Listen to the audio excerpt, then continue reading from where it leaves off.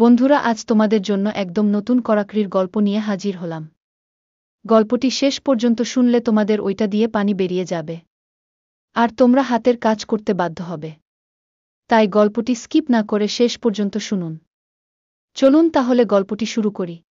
আমার নাম পাবেল, বড় বোন আমি আর মা বাবা আমরা কুমিল্লায় থাকি। আমি ক্লাস 9-এ পড়ি আর বড় বোন তানিয়া কলেজে পড়ে। আজ আমার মনটা খুব খারাপ। আজ মা আমাকে অনেক বকেছে। আমি হয় সামান্য একটা সিনেমা দেখছিলাম যেখানে নায়ক নায়িকাকে বাথরুমে গিয়ে দিচ্ছিল, তাই বলে আমাকে এমন বকবে।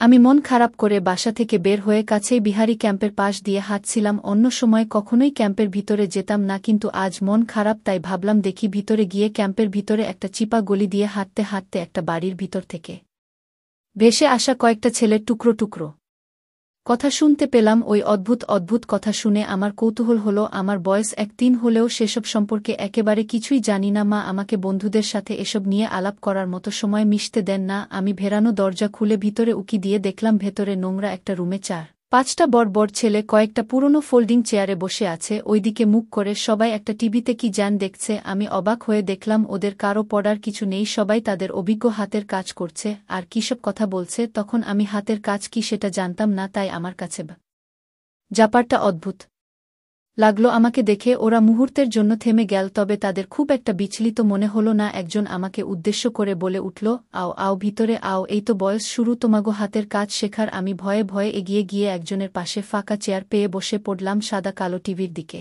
তাকিয়ে অবাক হয়ে দেখলাম সেখানে সম্পূর্ণ একটা মেয়েকে দিয়ে একটা লোক তার কাজ করিয়ে নিচ্ছে। মেয়েটাও কেমন যেন করছে। জীবনে প্রথম অভিজ্ঞ কোনো হাতের কাজ দেখে আমি হাঁ করে তাকিয়ে রইলাম। হঠাৎ আমি অবাক হয়ে লক্ষ্য করলাম যে মাঝে মাঝে আমার কেমন যেন লাগছে আমার পাশের ছেলেটা আমাকে এভাবে বসে থাকতে দেখে বলল, ভাই তুমি এমনে বইয়া আছো কেন? তুমিও আমাদের মতো কাজ করো একথায় অর্ধেক। আমি পারি না। কিন্তু কাজ করার কথা শুনে আমি বললাম, না না, আমি কাজ করতে পারবো না, আমার লজ্জা লাগছে। আমি পারলে তখনই উঠে দৌড় দেই, কিন্তু টিভির দৃশ্য আমাকে চুম্বকের মতো টানছিল। আর এ লজ্জা কিসের? এখানে আমরা সবাই তো কাজ করছি বলে লোকটা জোর করে আমাকে কাজ করার জন্য প্রস্তুত করে দিল। আমার নিজের হাতের সাইজ দেখে নিজেই অবাক হয়ে গেলাম। আমারটা প্রায় ওই ছেলেগুলোর সমানই দেখ, বাচ্চা পোলার সাইজ বলে লোকটা আমার একটা হাত দিয়ে বলল, নে এবার শুরু কর। এভাবে কাজ করতে আমি অন্যরকম এক মজা পেলাম। আমার মনে হচ্ছিল যেন সারা জীবন এভাবে পার করে দেই। আমাকে এভাবে তাকাতে দেখে ছেলেটা বুঝল আমি এ সম্পর্কে কিছুই জানি না। আমি ছেলেগুলোকে বিদায় দিয়ে বাসার দিকে রওনা হলাম। বাসায় গিয়ে দেখলাম আমার বড় আপুর বান্ধবী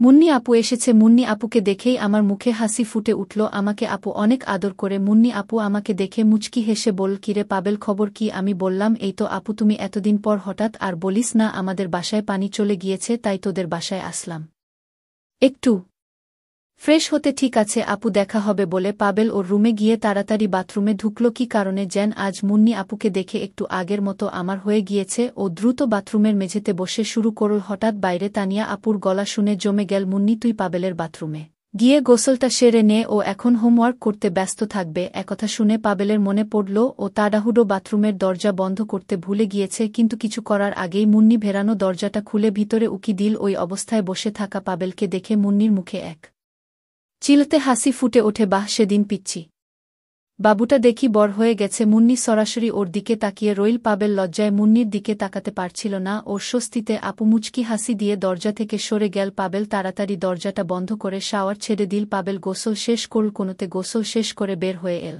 মুন্নি ওর বিছানায় বসে অপেক্ষা করছিল ওকে দেখে। ও উঠে দাঁড়াল, তারপর পাবেলের দিকে তাকিয়ে একটা রহস্যময় হাসি দিয়ে বাথরুমে ঢুকে গেল। পাবেল এই হাসির অর্থ বুঝতে না পেরে হতভম্ব হয়ে দাঁড়িয়ে রইল। তারপরের দিন তানিয়া পাবেলকে ডাক দিল, পাবেল এই এদিকে তো। কি হয়েছে আপু? পাবেল তানিয়ার রুমে ঢুকতে ঢুকতে বল, শোন, তোর তো আজ স্কুল বন্ধ, এই নোটগুলো নিয়ে একটু তোর মুন্নি আপুর বাসায় দিয়ে আয়। বলে আপু আমার হাতে অনেকগুলো নোট ধরিয়ে দিল। এক্ষুনি হ্যাঁ বলে আপু ওর টেবিলের দিকে ঝুঁকে পড়ে। পাবেল নোটগুলো নিয়ে ওর রুমে গিয়ে কাপড় পরে রেডি হলো। মুন্নি আপুর বাসা কাছেই, ও প্রায় ওখানে গিয়ে মুন্নি আপুর ছোট ভাই সমীরের সাথে খেলাধুলা করে মুন্নিদের বাসায় গিয়ে নক করতেই ও খুলে দিল। পাবেলকে দেখেই মুন্নির মুখ ঝরম করে উঠল। আয় ভিতরে আয় বলে স্বরে মুন্নি পাবেলকে ঢোকার জায়গা করে দেয়। ও ঢুকতেই আপু দরজা বন্ধ করে ওর দিকে তাকালো। পাবেল লক্ষ্য না করে পারল না যে মুন্নি শুধু একটা পাতলা সিল্কের গাউন পরে আছে। ও আপুর হাতে নোটগুলো দিয়ে হাঁ করে মুন্নির দিকে তাকিয়ে থাকল। মুন্নি বুঝতে পেরে মুচকি হেসে বলল, কিরে এভাবে কি দেখছিস? পাবেল একথা শুনে পাবেলের সমৃদ্ধ ফিরে এলো। না না কিছু না আপু তুই এত মিথ্যে বলতে পারিস কি দেখছিস সেটাও বলতে পারিস না দুষ্টু ছেলে বলে পাবেলের মাথায় আলতো করে একটা চাটি দিয়ে আপু নোটগুলো নিয়ে ফিরল কিরে কি খাবি মুন্নি ওর দিকে ফিরে বলে উঠল কিছু না আপু সমী নেই নারে ও আজ আব্বু আম্মুর সাথে নানু বাড়ি গিয়েছে ও আচ্ছা আমি তাহলে যাই বলে পাবেল উঠল আরে আরে এসেই চলে যাবি নাকি দাঁড়া তোর জন্য রসমালাই নিয়ে আসি বলে মুন্নি রান্নাঘরের দিকে চলে গেল মুন্নি ওদিকে যেতেই পাবেল সোফায় বসে ওই আরাম করতে লাগল আরামে ওর চোখ বন্ধ হয়ে এলো এর মধ্যে কখন যে মুন্নি আপু এসে ওকে দাঁড়িয়ে দেখছে সেই খেয়াল রইল না হঠাৎ পাবেল ওর হাতের উপর একটা স্পর্শ পেয়ে চমকে চোখ খুল ও ভয়ে দেখল মুন্নি আপু ওর দিকে ঝুঁকে আছে ওর মুখের এত কাছে মুন্নির মুখ যে পাবেল ওর গরম নিঃশ্বাস অনুভব করছে ছিল মুন্নি পাবেলকে কিছু বলার সুযোগ না দিয়েই ওর লাগালো বাচ্চার পাশে রাতে ঘুমাতে বলল বাচ্চাকে আমাদের দুজনের মাঝে রেখে ঘুমালাম সবকিছু স্বাভাবিকভাবেই চলছিল কিন্তু ঘুমে আমি আমার আপুকে নিয়ে স্বপ্ন দেখলাম যে আপু আমাকে দিচ্ছে সকালে আমার ঘুম ভেঙে গেলে আমি স্বপ্নের কথা ভেবে লজ্জা পাচ্ছিলাম আমি পাশে তাকিয়ে দেখলাম আপু তখনও ঘুমোচ্ছে আমার ভিতর এক অজানা শিহরণ বয়ে গেল আমি আপুকে দেখতে লাগলাম হঠাৎ আপু চোখ মেলে তাকালো আপু তার ঘুম জড়ানো চোখে বুঝতে পারল না যে আমি তার দিকে তাকিয়েছিলাম আমি স্বাভাবিকভাবে আপুকে বললাম গুড মর্নিং আপু আপু বল গুড মর্নিং পাবেল এত সকালে ঘুম ভেঙে গেল তোর আমি হেসে বললাম নতুন জায়গা নতুন বিছানায় শুয়েছিলাম তাই মনে হয় তাড়াতাড়ি ঘুম ভেঙে গেছে আপু বুঝেল তার সামনে থেকে সরে গেছে কিন্তু কোনো তাড়াহুড়া না করে স্বাভাবিকভাবে আঁচল দিয়ে তার ঢেকে দিল আমি হাত মুখ ধুয়ে ফ্রেশ হলাম আপু ফ্রেশ হয়ে নাস্তা বানালো আমরা একসাথে নাস্তা করলাম আপু ঘরের কাজে ব্যস্ত হয়ে গেল আমি বসে বসে একটা গল্পের বই পড়তে লাগলাম সকাল 1:00টার দিকে আমি আপু কি করছে দেখার জন্য আপুকে খুঁজতে তার রুমে গেলাম আমি দেখলাম আপু বাথরুমে তার বাচ্চাকে গোসল করাচ্ছে আপু আমাকে দেখে হেসে বলল কিরে পাবেল ভালো লাগছে না আমি বললাম না ঠিক তা না তুমি কি করছিলে দেখতে আসলাম ভাবলাম তোমার সাথে গল্প করি আর তোমার কাজে সাহায্য করি আপু বলল তুই যখন ছোট ছিলি তখন আমি তোকে এইভাবে গোসল করিয়ে দিতাম আর তুই আমার সামনে তোর লজ্জা পেতি আমি বললাম হ্যাঁ আপু আমার মনে পড়ে তুমি যখন আমাকে গোসল করাতে আমি কান্না করতাম এখনও মনে হয় কেউ যদি আমাকে গোসল করিয়ে দিত তোমার মতো তাহলে ভালো হতো আমার নিজে গোসল করতে ভাল লাগে না আপু হেসে বলল ওকে আমার লক্ষ্মী ভাই আমি তোমাকে গোসল করিয়ে দিব তোর যা কিছু লাগে আমাকে বলবি আমি অবাক হয়ে ভাবতে লাগলাম আপু এখনও আমাকে অনেক ছোট আর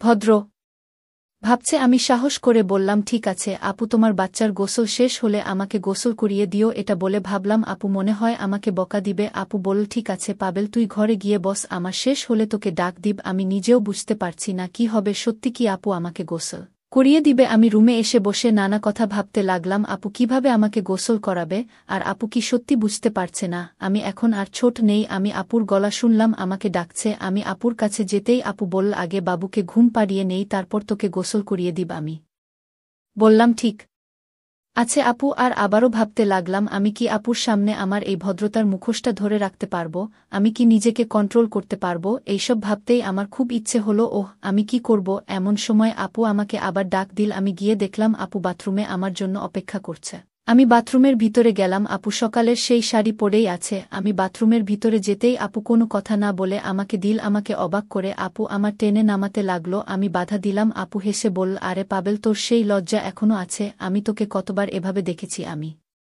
বললাম আরে আপু আমি তখন তো ছোট ছিলাম কিন্তু এখন আমি বড় হয়ে গেছি আপু বলল আমি জানি আমার ছোট পাবেল এখন বড় হয়ে গেছে তোর লম্বা লম্বা পা আছে লম্বা হাত আছে আর এটাও জানি তোর ছোট বাবু লম্বা হয়ে বড় হয়ে গেছে আমি আপুর কথা শুনে আর কিছু বলতে পারলাম না তখন আমার খুব ইচ্ছা হচ্ছিল আপু হেসে বল পাবে লজ্জা বা বিব্রত হবার কিছু নেই এটা স্বাভাবিক এরপর আমার শরীরে পানি ঢালতে লাগলো এরপর আমাকে সাবান মেখে দিল আপু আমাকে ঘুরে পিছন ফিরে দাঁড়াতে বলল আমি পিছনে ঘুরে দাঁড়াতেই আপু আমার সাবান মেখে দিল আপু আবার আমাকে তার দিকে ঘুরতে বলল হাত সরিয়ে নিতে আমি হাত সরালাম না আপু এবার একটু ধমক দিয়ে বল হাত সরিয়ে নিতে আমি হাত সরিয়ে নিতেই আপু আমি অনেক চেষ্টা করেও পারলাম না আমি হারিয়ে ফেললাম আপু রেগে গিয়ে বল ইডিয়েট তোর কোনো কন্ট্রোল নাই আপু উঠে ঘুরে আয়নায় নিজেকে দেখে হাসতে হাসতে বল দেখ পাবেল তুই আমার কাপড় কি করেছিস এখন আমাকেও গোসল করতে হবে এরপর সে আমার শরীরে পানি ঢেলে গোসল করিয়ে দিল এরপর আমাকে একটা তোয়ালে দিয়ে বাহিরে যেতে বলল আমার মাথায় তখন দুষ্টামি খেলতে লাগলো আমি বললাম আপু তুমি আমাকে দেখেছ আমিও তোমাকে দেখব আপুর তখন মনে হলো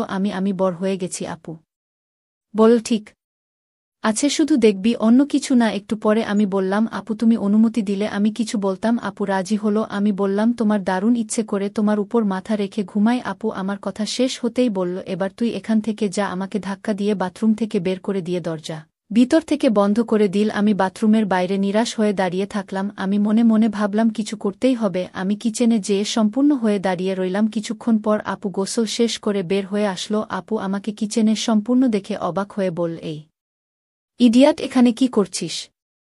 যা রুমে গিয়ে পড়। আমি বললাম, আমি কি তোমাকে কোনো ডিস্টার্ব করেছি? আমার সম্পূর্ণ থাকতে ভালো লাগছে। আপু বলল, ঠিক আছে, তোর যা ভালো লাগে কর। এরপর আপু রান্না করা শুরু করল। আমি আপুর পিছনে গিয়ে দাঁড়ালাম। তখন আমার খুব ইচ্ছা ছিল, তাই প্রস্তুত। পিছন থেকে ধাক্কা লাগলো। আপু চিৎকার করে বলে উঠল, এই পাবেল, কি করছিস? আমি বললাম, কেন? যদি আমি তোমাকে আমার হাত দিয়ে ধরি তুমি কিছু মনে কর না, কিন্তু আমি আমার এটা দিয়ে তোমাকে ধরলাম, তুমি চিৎকার করে বকতে শুরু করলে। আপু বলল, যদি তুই আমার কাছে আবার আসিস তবে আবার তোর চেপে ভর্তা করে দিব।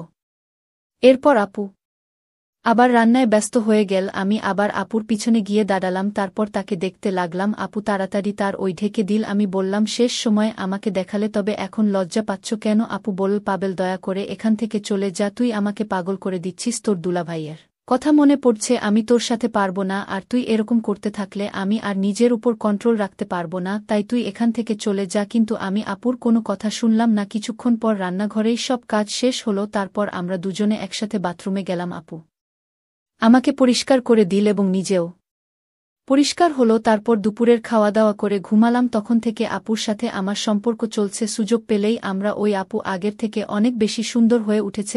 বন্ধুরা, আজকের গল্পটি এই পর্যন্ত।